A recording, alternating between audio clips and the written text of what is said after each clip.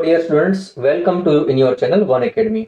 बच्चों, आज के इस लेक्चर के अंदर हम एनसीईआरटी क्लास 11 फिजिक्स में चैप्टर नंबर 8 ग्रेविटेशन का इंपॉर्टेंट पॉइंट स्टडी करने वाले हैं, जिसका नाम है ग्रेविटेशनल पोटेंशियल एनर्जी। देखते हैं क्या होता है ये gravitational potential energy.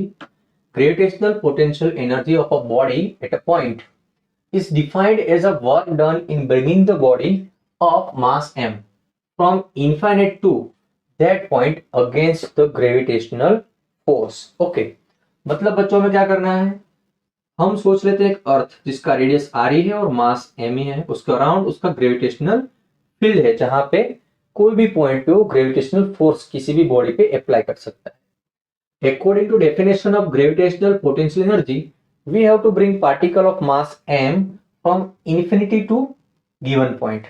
But this work done is against the gravitational force. Okay? ये हमें फाइंड करना है। तो बच्चों पहले सोचते हैं कि क्या हम पार्टिकल को इनफाइनाइट जाके पी पॉइंट के पास ला सकते हैं। ये डिफिकल्ट है।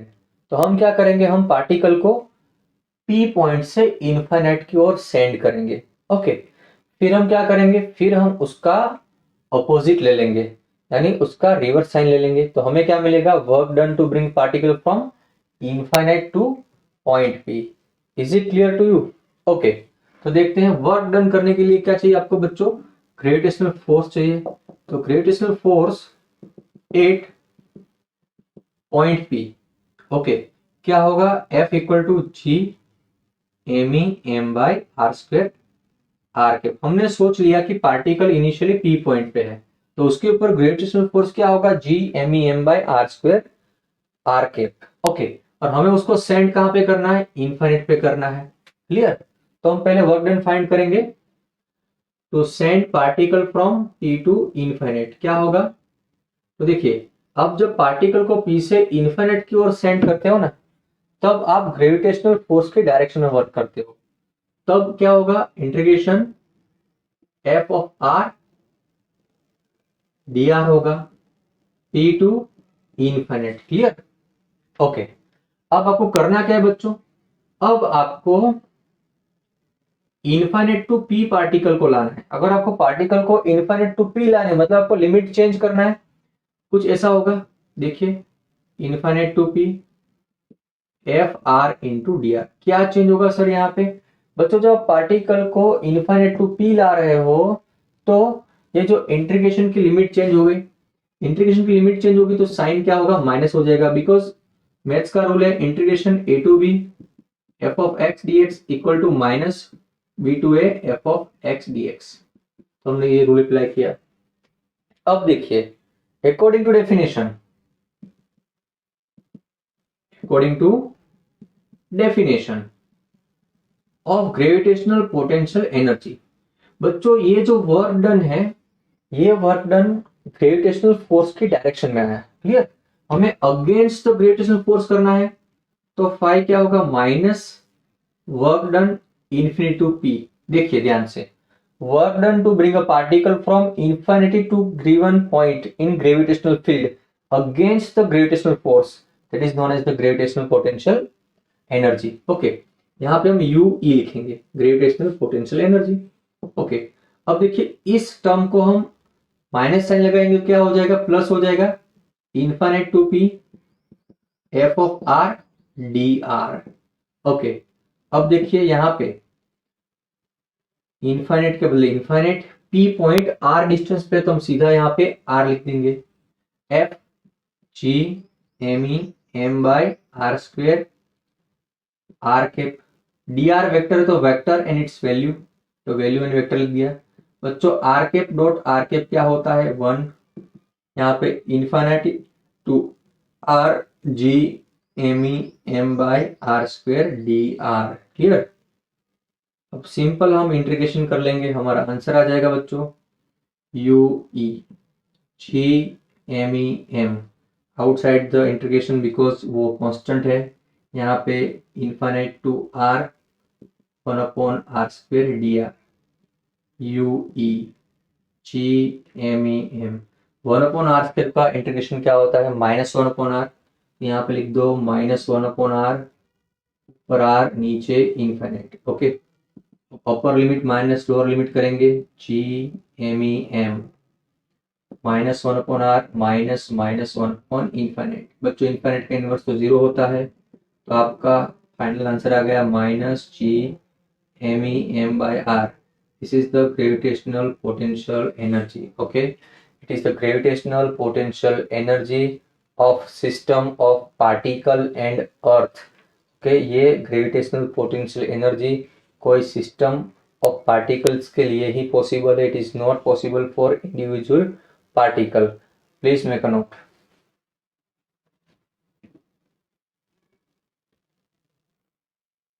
बच्चों देखते हैं कुछ questions. Find gravitational potential energy for particle of mass m on earth surface. Suppose यहाँ पे हमारे पास अर्थ है, अर्थ का रेडियस क्या है r, और अर्थ की सरफेस पे कोई m मास का पार्टिकल है, तो अर्थ और इस पार्टिकल की सिस्टम का ग्रेविटेशनल पोटेंशियल एनर्जी क्या होगा. बच्चों हमें पता है कि अर्थ का पूरा मास उसके सेंटर पे कॉन्सेंट्रेटेड है. ओके, अब ये दोनों मास के बीच में डिस्टेंस क्या हो गया, r हो गया. तो ग्रेविटेशनल पोटेंशियल एनर्जी का फॉर्मूला क्या होगा, -GmEm/re. Okay, r is distance between centre of the earth to the particle. तो इस तरह से ये इक्वेशन बनेगा. सेकंड क्वेश्चन देखते हैं बच्चों. Gravitational potential energy dash slash dash distance between particle increases और डिक्रीजेस. तो देखिए, अगर हमारे पास दो पार्टिकल है जिसके मासेस m1 m2 है, अपार्ट डिस्टेंस r, तो उनका ग्रेविटेशनल पोटेंशियल एनर्जी क्या होगा, Gm1 m2/r. क्लियर. अब देखिए, अगर r डिस्टेंस इंक्रीज होगा, r इंक्रीज होगा, तो आपको लगेगा कि सर u डिक्रीज होगा. नहीं बच्चों, साइन नेगेटिव है. ओके, मतलब क्या होगा, अगर r डिक्रीज होगा बच्चों, r डिक्रीज होगा तो u इंक्रीज होने के बजाय डिक्रीज होगा, बिकॉज नेगेटिव साइन है, तो u भी क्या होगा, डिक्रीज होगा. अगर r इंक्रीज होगा तो u क्या होगा, इंक्रीज होगा. मतलब gravitational potential energy increase with distance between particle increase. Okay, और यहां पे क्या आएगा, decrease when distance between particle is decreases. तो ऐसे भी क्वेश्चंस आपके आएंगे. एक और देखते हैं. Gravitational potential energy of a system of 4 particle having equal masses on vertex of the square. Suppose हमारे पास स्क्वायर है बच्चों, ये स्क्वायर के वर्टेक्स पे m मास के इक्वल पार्टिकल्स है, और हमें पूरी सिस्टम का ग्रेविटेशनल पोटेंशियल एनर्जी फाइंड करना है. तो हम क्या करेंगे, कितनी पेयर बन रही है वो देखेंगे. देखिए यहाँ पे हम सोच लेते हैं कि distance of 2 particle on vertex is r, मतलब side of square is r. ये जो साइड है वो क्या होगी, ये होगा √2r, क्योंकि ये डायगोनल है. ओके, यहाँ पे देखिए टोटल कितनी पेयर बन रही है बच्चों. अगर मैं इसको 1 पॉइंट दे दूं, इसको सेकंड पॉइंट, इसको थर्ड पॉइंट और इसको फोर्थ पॉइंट दूंगा, तो बच्चों टोटल यहाँ पे 6 पेयर बनेगी. तो 6 पेयर का टोटल पोटेंशियल एनर्जी निकालना है. ओके, 6 पेयर कौन सी है जरा देखिए. U12, ये दो particle having mass m, distance r. फिर U23 plus U34 plus U41. Clear. उसी तरह बच्चों ये 13 पार्टिकल और 24 का भी पेयर बनेगा, तो U13 और U24. देखिए U12 क्या होगा, तो दोनों मास सेम है, डिस्टेंस r है, यहाँ पे होगा -GmM²/r, प्लस 3 2 के लिए और 2 3 के लिए भी same to same -GmM²/r plus -GmM²/r. Similar for third and fourth particle. अब फोर्थ और 1 के लिए भी सेम होगा, क्या होगा, -GmM²/r. क्लियर. अब देखिए, ये जो 1 3 पेयर है ना, ये 1 3 पेयर है, उसके लिए डिस्टेंस √2r है. ओके, दोनों मास सेम है, तो Gm²/√2r प्लस -Gm²/√2r. इस तरह से ये टोटल 6 टर्म आ गए. फर्स्ट 4 इक्वल है, तो क्या लिखेंगे, 4 time -Gm²/r. Clear, plus 2 time -Gm²/√2r. बच्चों यहां से हम -Gm²/r को कॉमन निकालेंगे, तो क्या बचेगा, तो हमारे पास यहाँ पे बचेगा 4 प्लस 2/√2 2/√2 क्या होता है बच्चों? √2। तो ये हो गया total gravitational potential energy of system of 4 equal masses at vertices of the square. तो इस तरह से बच्चों आप कोई भी सिस्टम के लिए ग्रेविटेशनल पोटेंशियल एनर्जी फाइंड कर सकते हो। ओके, और आपको इसकी प्रैक्टिस करनी चाहिए। ग्रेविटेशनल पोटेंशियल एनर्जी का फॉर्मूला क्या होगा बच्चों? ग्रेविटेशनल पोटेंशियल एनर्जी का फॉर्मूला होता है -G_m_e_m/r। कहां पे? ऑन सरफेस ऑफ द अर्थ। ये आपको याद रखना है। ये कैसी क्वांटिटी है बच्चों? स्केलर क्वांटिटी है। उसका यूनिट क्या होता है? यूनिट होता है जूल। उसका डायमेंशनल फॉर्मूला होगा m1l2t-2। एमसीक्यू पर्पज से ऐसे पॉइंट्स भी आपको नोट डाउन करने चाहिए। Please make a note. देखते हैं नेक्स्ट पॉइंट जिसका नाम है gravitational potential. Gravitational potential energy and gravitational potential दोनों में एक वर्ड का डिफरेंस है और डेफिनेशन भी थोड़ा सा डिफरेंट है। देखिए, the gravitational potential of a body at a point is defined as a work done in bringing the body of unit mass. Okay, gravitational potential energy में क्या था? Work done to bring it a body of mass m। यहाँ पे unit mass की body कहां से लाना है? It is bringing from infinite to the point against the gravitational force. Is it clear to you? मतलब बच्चों हम ये बोल सकते हैं कि gravitational potential energy per unit mass is called gravitational potential at that point। Suppose हमें अर्थ के सेंटर से r डिस्टेंस पे आए हुए कोई पॉइंट पे ग्रेविटेशनल पोटेंशियल फाइंड करना है। क्लियर? यहाँ पे अर्थ का मास m ही है, तो बच्चों में क्या करना पड़ेगा? यहाँ पे यूनिट मास को प्लेस करना पड़ेगा। क्लियर? तो देखते हैं क्या होता है ग्रेविटेशनल पोटेंशियल। बच्चों according to definition gravitational potential is defined as gravitational potential energy per unit mass. Okay, here gravitational potential energy at point P क्या होगा? -G_m_e_m/r। ये होता है ग्रेविटेशनल पोटेंशियल एनर्जी। इसको यहाँ पे प्लेस कर दो तो फाई क्या मिलेगा? फाई मिलेगा -G_me/r। Okay, from equation 1 and 2। बच्चों फ्रॉम इक्वेशन 1 एंड 2 आपको फाई क्या मिला? -G_me/r। ओके, अगर ये particle on the surface of the अर्थ होता तो क्या होता? On the surface of earth आपको r के बदले re प्लेस करना है। यहां पे होगा फाई e -G_me/re। ध्यान से देखिए इस इक्वेशन को बच्चों। क्या ये ग्रेविटेशनल पोटेंशियल पार्टिकल के मास पे डिपेंड करता है? नहीं बच्चों, ये ग्रेविटेशनल पोटेंशियल हम जिस पॉइंट पे फाइंड करते हैं वो वहां पे हमने जो पार्टिकल रखा था उसके मास पे डिपेंड नहीं करता है। Okay, it is not depends on the mass of the particle. Okay, it is depends on the mass of the body. Okay, in the field which we are finding the gravitational potential.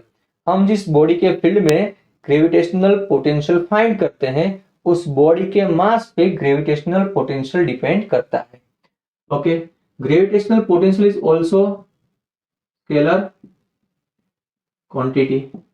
उसका unit होता है बच्चों joule पर KG. इसका dimensional formula कुछ इस तरह से बनेगा। जूल का आपको ऑलरेडी पता है m1l2t-2। नीचे मास के लिए m1 तो m0l2t-2 है ना, इजी। तो ये है gravitational potential. Okay, please make a note. बच्चों देखते हैं next topic escape energy and escape speed. तो क्या होता है escape energy? Escape energy is the minimum energy given to the body और particle to escape it from gravitational field of the earth. मतलब कि ग्रेविटेशनल फील्ड में से उसको छुड़ाने के लिए जो मिनिमम एनर्जी रिक्वायरमेंट होती है उसे बोलते हैं एस्केप एनर्जी। इस फॉर एग्जांपल सोचिए कि आपके पास कोई पेन है या कोई ऑब्जेक्ट है, आप उसको ऊपर वर्टिकली थ्रो करिए, क्या होगा? वो कुछ हाइट को ऑक्यूपाई करके वापस आ जाएगा। आप थोड़ा और इनिशियल स्पीड दीजिए उसको और ऊपर जाके वापस आएगा। इससे भी ज्यादा इनिशियल स्पीड देंगे तो और ऊपर जाके वापस आएगा।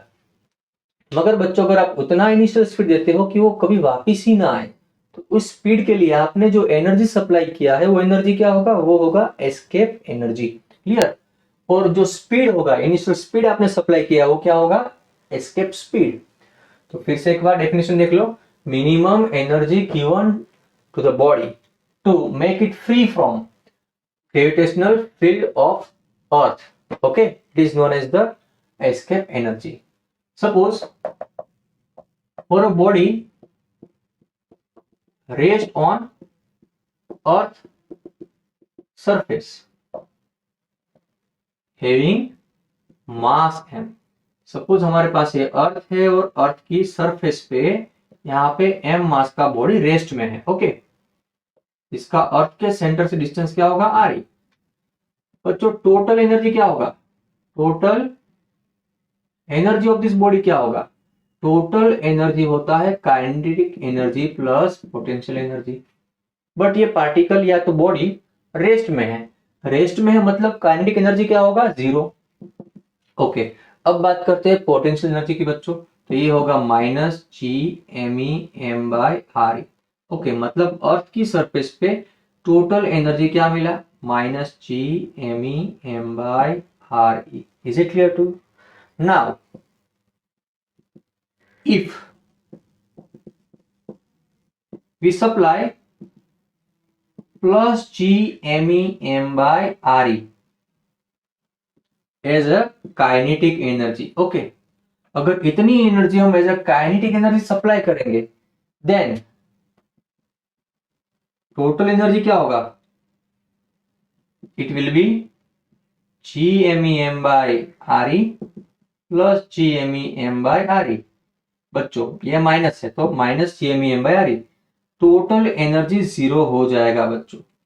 टोटल एनर्जी 0 होना मतलब कि ये बॉडी इंफिनिट पे पहुंच गई, ओके। तो आपने जो एनर्जी सप्लाई किया है, this energy is known as the escape energy, okay. देखिए, if we supply plus GMEM by RE as a kinetic energy, total energy E become 0, then plus GMEM by RE is called escape energy और bending energy, तो bonding energy of particle, okay. अब बच्चों बात करते हैं escape speed क्या होती है। तो देखिए, to make free or escape particle or body from gravitational field of the earth, whatever bending energy given as a kinetic energy, okay, velocity according to it is called escape velocity और speed is called escape speed। तो for escape speed क्या होगा बच्चों, आपको kinetic energy supply करनी है as a binding energy. Kinetic energy क्या होगा, half M V square. Binding energy आपका क्या है, देखिए ये रहा plus G M E M by R E, यहाँ पे G M E M by R E, यहां से मास को कट कर दो और v के बदले आप वी ई लिखोगे। v क्या होगा, एस्केप स्पीड, ओके। तो v का square 2gme upon R E, v को बना लो ऑब्जेक्ट तो अंडर रूट में 2gme बाई आर ई, ये हो गया एस्केप स्पीड का इक्वेशन। चलिए यहाँ पे थोड़ा सा मॉडिफिकेशन करते हैं। 2gme आर से डिवाइड किया, आर से मल्टीप्लाई किया बच्चों, तो ये जो वैल्यू दिख रहे हैं ना, ये है ग्रेविटेशनल एक्सेलरेशन की वैल्यू। तो आपका एस्केप स्पीड क्या होगा, 2ge आर ई। क्लियर। अगर आप यहाँ पे बच्चों g का वैल्यू 9.8 मीटर पर सेकंड लिखते हो, आर ई आप लिखते हो 6400 किलोमीटर, तो आपको v क्या मिलेगा, ये होगा 11.2 kilometre per second. It means अगर आपको कोई भी बॉडी या ऑब्जेक्ट को अर्थ के फील्ड से फ्री करवाना है तो उसे आपको एस्केप एनर्जी सप्लाई करना पड़ेगा, और ये एस्केप एनर्जी आपको काइनेटिक एनर्जी के फॉर्म में सप्लाई करना पड़ेगा। अब काइनेटिक एनर्जी कैसे मिलेगा, जब आप उसको इनिशियल स्पीड दोगे तब, और वो स्पीड क्या होगी, एस्केप स्पीड, और वो अगर 11.2 किलोमीटर पर सेकंड होगी तभी वो अर्थ के फील्ड से बाहर जाएगा और जाके वापिस नहीं आएगा, क्योंकि वो फ्री हो जाएगा। अगर हम 11.2 किलोमीटर पर सेकंड की स्पीड से लेस इनिशियल स्पीड देंगे तो ये ऑब्जेक्ट फील्ड के बाहर नहीं जा पाएगा, वो मैक्सिमम लिमिट तक जाके वापिस आ जाएगा। Okay, so it is very most important for MCQ purpose. What is the escape speed of body और object from the earth surface? तो ये होगा 11.2 kilometre per second. Please make a note.